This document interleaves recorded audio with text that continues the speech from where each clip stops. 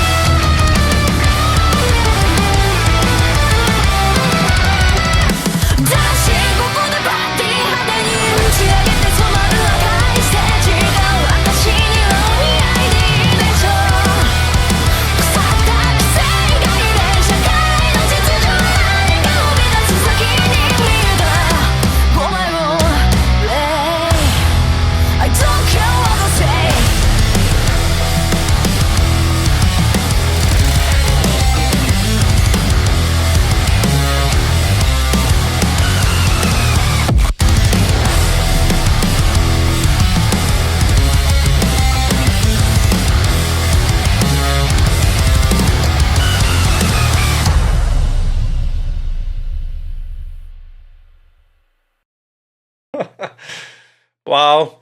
I love Japan. I want to go back. Oh, yes. It was amazing. Amazing. Loved it. Right. I've had a few cups of coffee today. I can't tell how much of the energy that I just felt there is coming from my coffee and much of it's from the band. I feel like it was the band. That was a real shot in the arm there. I'm going to play this for my daughter whenever I see her later on today. I've got my daughter's 5 and she's hugely into music. Chip off the old block, you know, and she's running around singing her own songs and we're making up songs and all the rest of it. And Yeah. So yeah, she just loves music. I can tell, even with the video and all the rest of it going on here, she was going to love this. So yeah, yeah. I don't know, where do we start with this? It was amazing, amazing. Um, I think we should just go back and run it through again and have a chat about it. Woo! Please consider taking a moment to check out my other channel, JW Soundworks, where you will find unique cover song performances.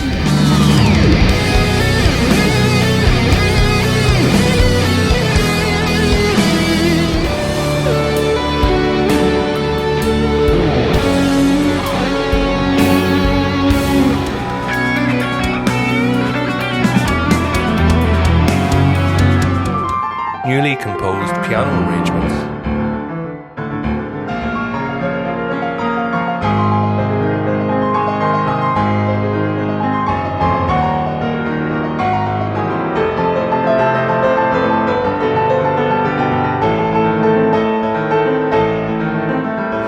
And all of my self-composed original music.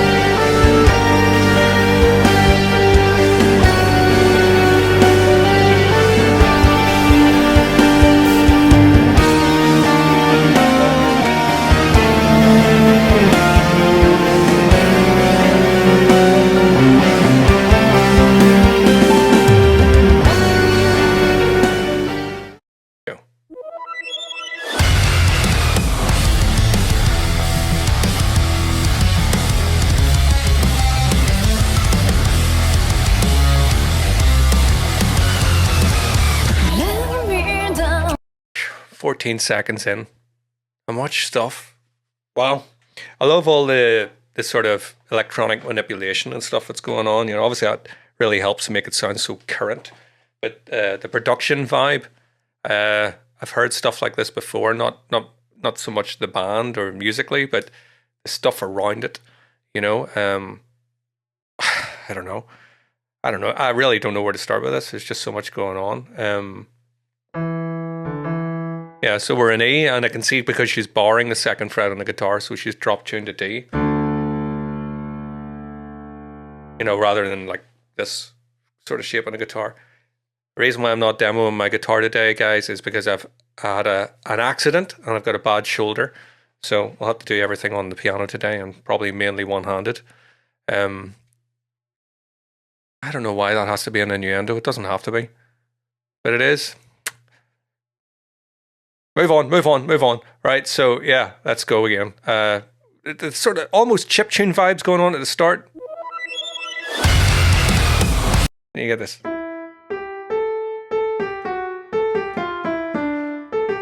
It's very dissonant sounding, those sort of, it's almost like orchestral stabs, but done in a sort of synthesized way.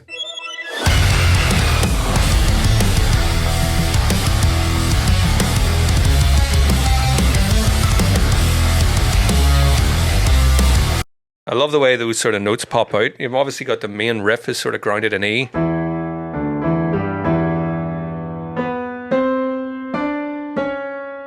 That's a featuring note in it.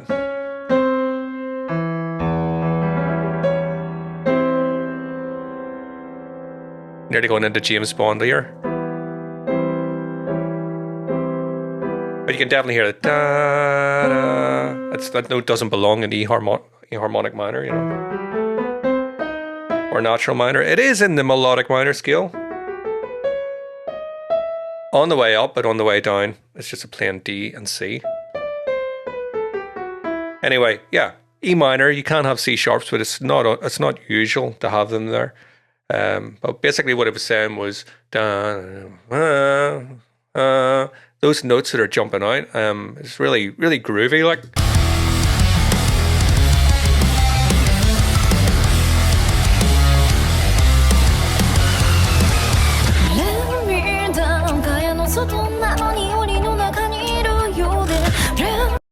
So much in the electronic sort of textures in the background.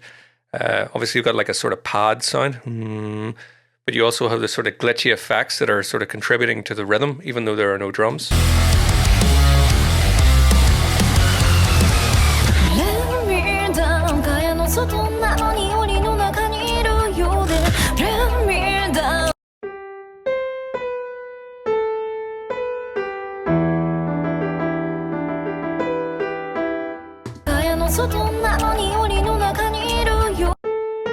There's a blue note in there as well, so some sort of pentatonic, like a minor pentatonic. It's just E minor, but that's the sort of notes that we're moving. Then you got the flat 5, the sort of bluesy, which is, yeah, I mean, we're talking about so much of this is sort of very modern, like sort of hyper produced, and yet playing a Les Paul, which is very sort of classic rock kind of guitar, and also we're hearing notes from a blues scale. So yeah, it's sort of two sort of contradictory periods in music there, and they're sort of gelling really well together, you know, from classic rock into like modern metal, although it's more than metal. I don't even know how you would, it's just Japanese. That's maybe the best way to sort of pinpoint it.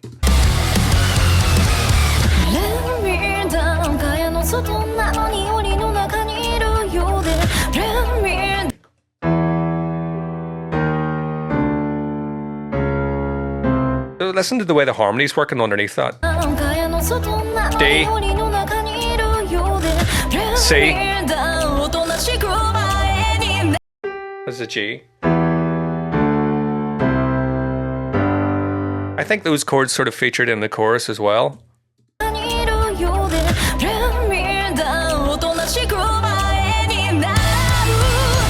D. The video as well, it's reminding me of that film. Is it called Buried? Was it your man Reynolds, Ryan Reynolds? But I think the whole film is sort of him in a box underground, like pretty claustrophobic stuff.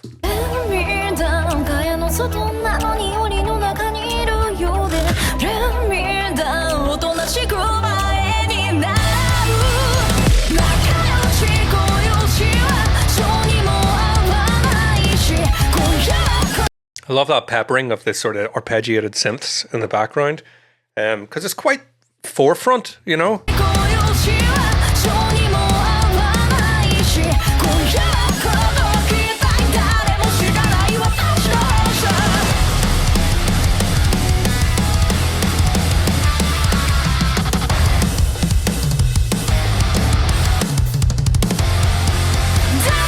It's just ridiculous. The talent on display is just ridiculous. The drummer.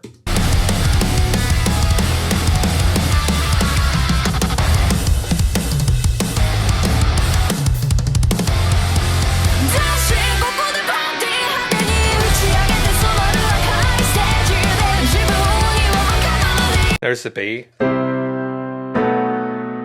So for an E minor, there's the 5th. You know, it actually sounds like a 7th as well, you know.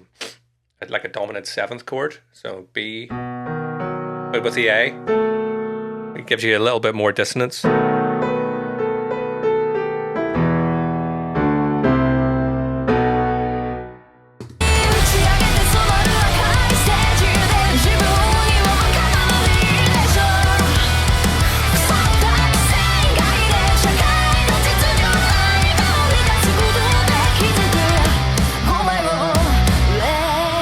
I love the way the riffs are going with some of the vocal parts there as well. They kind of come together. So obviously we've got like a lot of chordal things sort of strumming, but you get these sort of like interspersed little melodic lines, and they're lined up with vocals. It's something I've noticed with a few Japanese bands that I've listened to now. It's quite a trope where, you know, you kind of move between this sort of, for lack of a better term, punky. What I mean by that is this sort of, this sort of strumming and sort of freeform playing, and then this really intricate kind of technical work at the same time. It's sort of, you know, I mean, sort of straddles both of those worlds at the same time.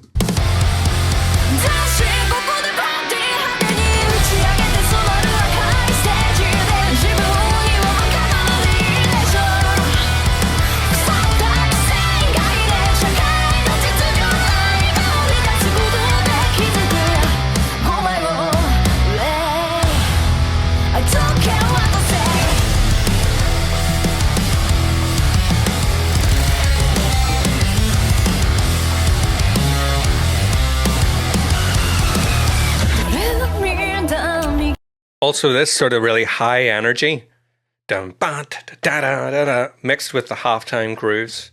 Love the halftime fiddle. I don't care what they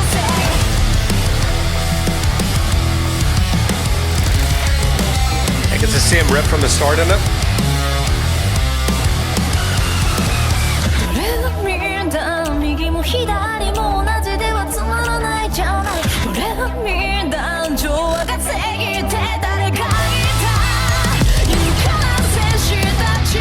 Listen to this sort of offset, da da da da da da, bam. That happens a few times. That's another little sort of trope of coming in on the 1-2, rather than coming in on the 1. I don't know. It's just really cool. Like, it just keeps everything really sort of fresh and sort of. Oh, it says boring exactly where my cursor is here. You know, the opposite of boring.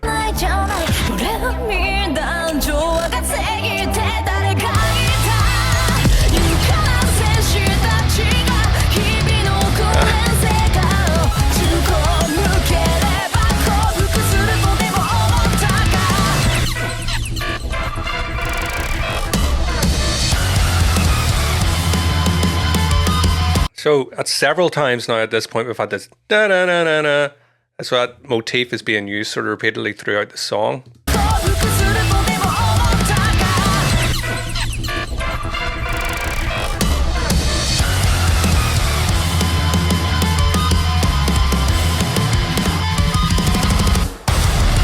Lots of harmonics on the guitar. Can't really do that on a piano, but you know what a harmonic is, or if you don't, rather than fretting the note. How do you explain a harmonic without actually playing it? You know, you rest your finger gently on sort of the most the easiest places to get harmonics on the guitar. Usually a 3rd fret, 5th, 7th, 12th, and if you get a really good instrument that's sort of in tune with itself, you know, it's very resonant. You can get harmonics all over the neck. But yeah, most guitars, even if it's not a particularly good guitar, you'll get the harmonics popping out there. I guess I should point out at this point is at this point, and make a point about this point, is the masking tape or the duct tape over the pickup switch. You know, so on a Les Paul, right about there, just above her hand, you can see the sort of where the black tape is. You know, that's where you can change your pickups from, you know, the bridge pickup to the neck, and then it usually has 3 settings. Traditionally, down is the neck pickup, down is the bridge pickup. Neck is the. I've had too much coffee, but it's necessary, guys, because it's either going fast and blah blah blah blah, or just lying horizontal. There's no in between for me. So down, bridge, up, neck, middle, both. Usually, although Eddie Van Halen sort of well known for his guitar being wired the other way around, so that his bridge pickup was the up way, which is so that whenever he used to go into the tapping, you know, he could move his hand downwards to engage the neck. So it works back to front. So for tapping. But anyway, hers is taped over. So I don't see any other switches there on the guitar. You know, there's no other routing or anything or routing going on. To suggest that she's moved that switch somewhere else. So I'm guessing what she's done is she's put it in to probably the bridge pickup is the one you're going to use mainly as a guitarist. And then she's masked, or she's put the tape over the top of it, presumably so that whenever she's getting up to her antics and lots of jumping around and moving around, that you don't accidentally catch that switch. You know, because it's very close. I actually have a Wolfgang guitar, which is why I was able to tell you about the Eddie Van Halen thing. Although the new models of the EVH Wolfgang guitars actually have them wired like a traditional Les Paul. So this would be the neck, that would be the bridge. Although whenever he first brought them out, they were Music Man and then they were Peavey. I had one of those for a while and they were wired backwards. But because of the location of this, sore arm. You know, if you're strumming, it's very easy to catch that. I actually don't like it being there. I love this guitar, but I would prefer this down here somewhere. Everybody has their own, you know, preferences or whatever. Like, but yeah, she must have it taped down so she doesn't catch it. There you go. There's a little side concise, not concise story about masking tape on a guitar. Duct tape. No brands mentioned.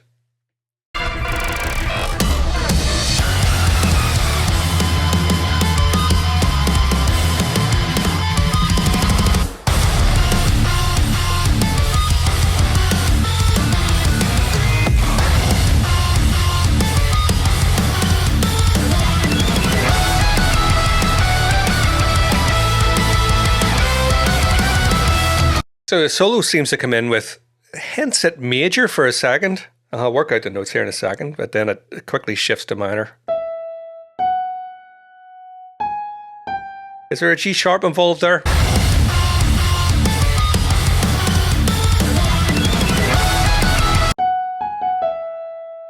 All happy for a second. But then it resolves again back to the minor now.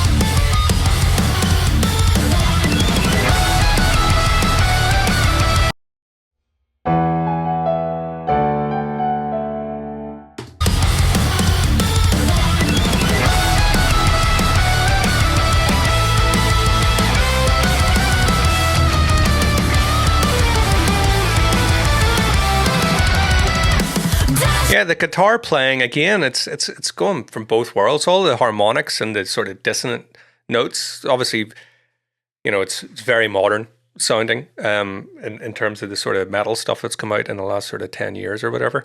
But you can hear some of the licks and the runs that are very sort of firmly rooted in sort of classical. Well, classical, I don't mean classical music. I mean classic rock guitar, you know, lots of sort of, you know, Deep Purple licks and all that, you know.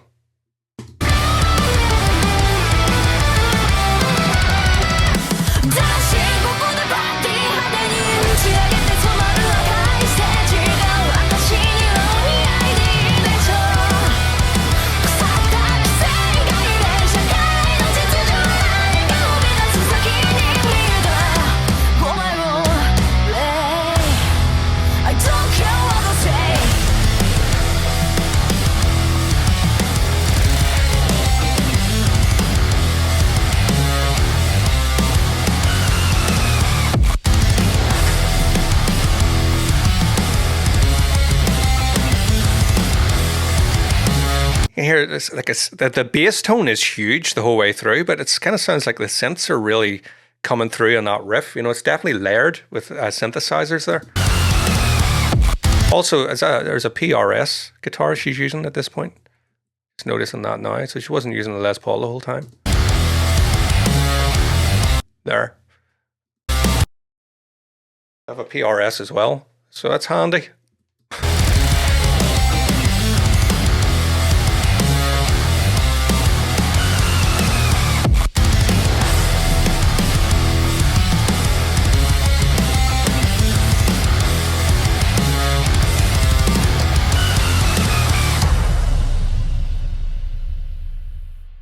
Almost a Celtic kind of vibe going on there with the dress. I have to mention the tartan, you know, the old tartan. Traditionally Scottish. Some of you guys out there seem to think I'm Scottish. This isn't a Scottish accent. I'm from Northern Ireland. But yeah, Ireland and the Celts and stuff like that, a lot of us ended up in Scotland. So I give a shout out to the tartan inspired dress.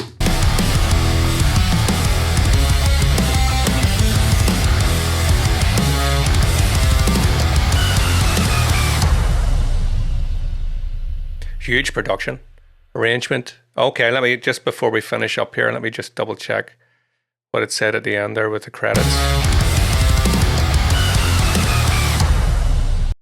So, songwriting is the band, words Asaka, which is the vocalist and guitar from what it says there. And the arrangement is a name that's not involved with the band there. Die from Pale Dusk, my goodness. It's all one word, so I don't know. But yeah, production's mad. Love it. Thanks for this request. Yeah, wow. Woo, Spoopy. Whatever that means, I don't know. Snoopy is the closest word I can think of, and we were actually at a Snoopy ride in Japan last year. So yeah, I don't know. not much else I can say about Spoopy. So there we go, folks. If you're still watching, well done for making it this far. And yeah, maybe catch you again. See you next time. If you're passionate about piano, whether as a player or listener, or if you're considering online lessons or masterclasses, please visit my YouTube channel, JW Piano Works. There you'll discover a wealth of piano performances with many more to come. Based on demand, I'll also be introducing video tutorials for piano pieces. Thank you.